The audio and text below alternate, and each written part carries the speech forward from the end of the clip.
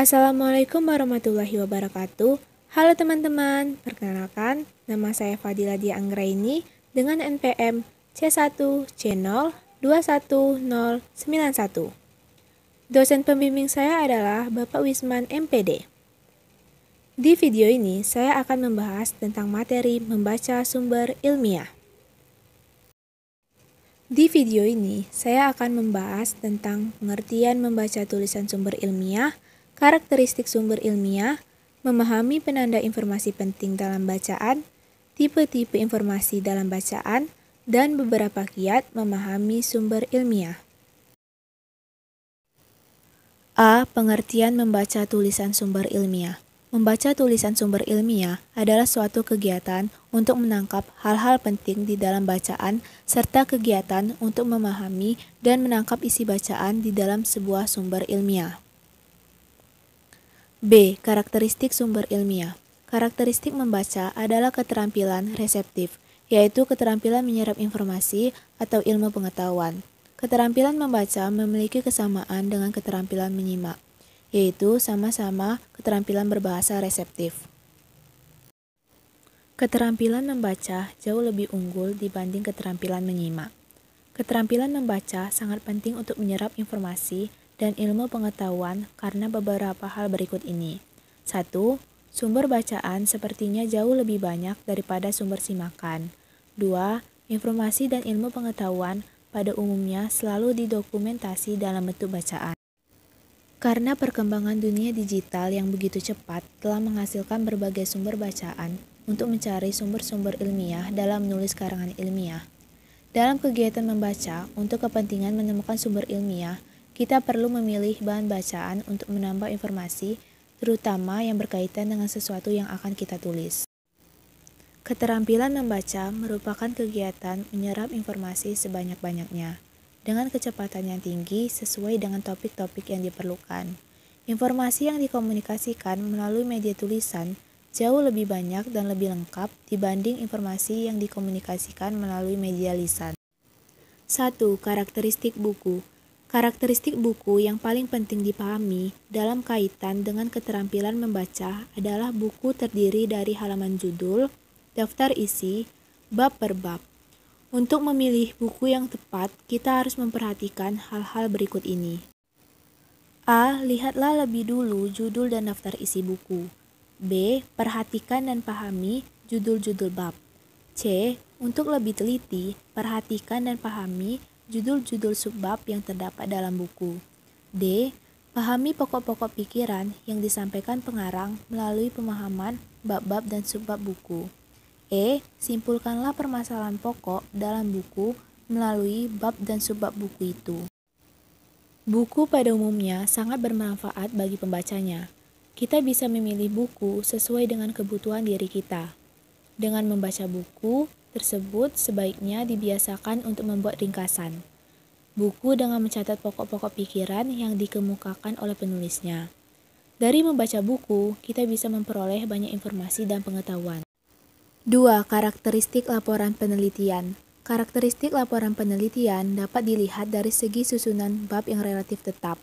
Susunan laporan penelitian biasanya terdiri dari A. Bab pendahuluan, B. Bab kajian teoritis dan kerangka konseptual, C. Bab metodologi penelitian, D. Bab hasil penelitian, E. Bab kesimpulan dan saran. Bab pendahuluan memuat latar belakang masalah, pembatasan dan perumusan masalah, pertanyaan penelitian, tujuan penelitian, manfaat penelitian. Bab kajian teoritis dan kerangka konseptual memuat kajian teori dan kerangka berpikir peneliti tentang masalah. Bab metodologi penelitian memuat jenis penelitian, objek, dan data penelitian. Bab kesimpulan dan saran memuat pernyataan singkat tentang hasil penelitian, menyajikan konsekuensi atau saran kepada pihak-pihak terkait. 3. Karakteristik artikel ilmiah. Jumlah artikel ilmiah lebih sedikit dari jumlah halaman laporan penelitian. Hal ini disebabkan artikel ilmiah memang disusun dari laporan penelitian untuk kepentingan publikasi yang lebih luas. Artikel ini terdapat dalam jurnal-jurnal ilmiah. Susunan artikel ilmiah antara lain A. Bab pendahuluan, B. Bab kajian teoritis dan kerangka konseptual. C. Bab metodologi penelitian. D. Bab hasil penelitian. E. Bab kesimpulan dan saran. C. Memahami penanda informasi penting dalam bacaan. 1. Membaca judul teks. Langkah pertama yang bisa dilakukan untuk menemukan informasi penting yakni membaca judul teks. Dengan membaca judul teks, pembaca bisa mengetahui gambaran besar mengenai pembahasan dalam bacaan teks. 2. Skimming. Skimming adalah kegiatan membaca sekilas.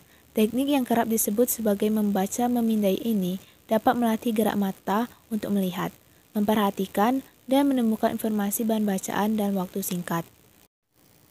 Secara umum, tujuan utama skimming sebagai berikut: mendapatkan kesan umum terhadap buku, artikel, atau tulisan singkat, menemukan informasi tertentu yang dibutuhkan.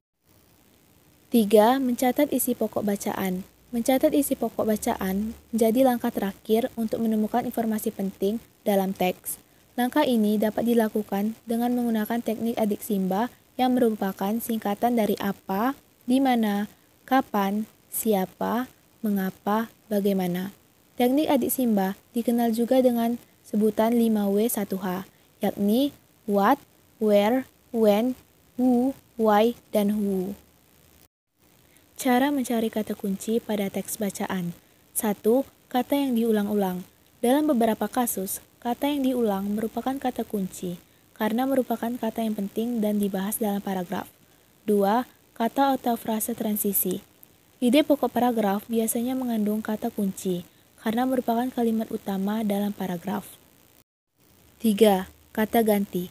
Biasanya kata kunci diucapkan kembali tapi diganti dengan kata lain, sehingga bisa menghemat kata dan meyakinkan pembaca tentang keutamaan kata tersebut. 4. Huruf miring dan huruf tebal merupakan bagian penanda atau simbol sebagai huruf yang menandakan informasi yang penting. D. Tipe-tipe informasi dalam bacaan.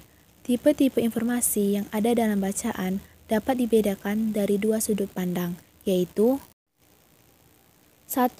Dari sudut pandang acuannya, tipe informasi dalam bacaan adalah A. Informasi denotatif atau tersurat adalah informasi yang dinyatakan oleh kata, kalimat yang sesungguhnya atau semestinya. Informasi denotatif adalah informasi yang dipahami secara universal dalam bahasa yang bersangkutan. Informasi denotatif merupakan makna yang bersifat tetap sesuai dengan kata tersebut dalam kalimat. B. Informasi konotatif, tersirat atau kiasan adalah informasi yang ingin dimaksudkan oleh penulis melalui kata, kalimat tertentu. Informasi pada suatu kata atau kalimat yang dipahami secara khusus oleh masyarakat karena pengaruh budaya. Bukanlah hal yang spesifik dalam komunikasi, melainkan muncul bersama-sama dengan sistem linguistik. Informasi konotatif relatifnya tidak stabil, yang dapat berubah-ubah menurut budaya dan perkembangan masyarakat. 2. Dari sudut pandang tingkat kepentingannya, tipe informasi dalam bacaan adalah A. Informasi utama atau primer adalah informasi pokok yang terdapat dalam bacaan. Dapat ditemukan dalam judul bab, judul subbab, dan kalimat topik paragraf. Informasi pokok menyajikan topik persoalan yang dijadikan prioritas utama untuk dikuasai. B. Informasi penjelas atau sekunder adalah informasi yang akan menjelaskan dengan panjang lebar dari informasi utama. Informasi penjelas ini dapat dilihat pada kalimat penjelas. E. Beberapa kiat memahami sumber ilmiah. 1. Kiat memahami buku. Lihat daftar isi buku, bacalah judul bab dan subbab yang ada di dalam buku. Jika perlu, lakukan membaca sekilas terhadap buku tersebut.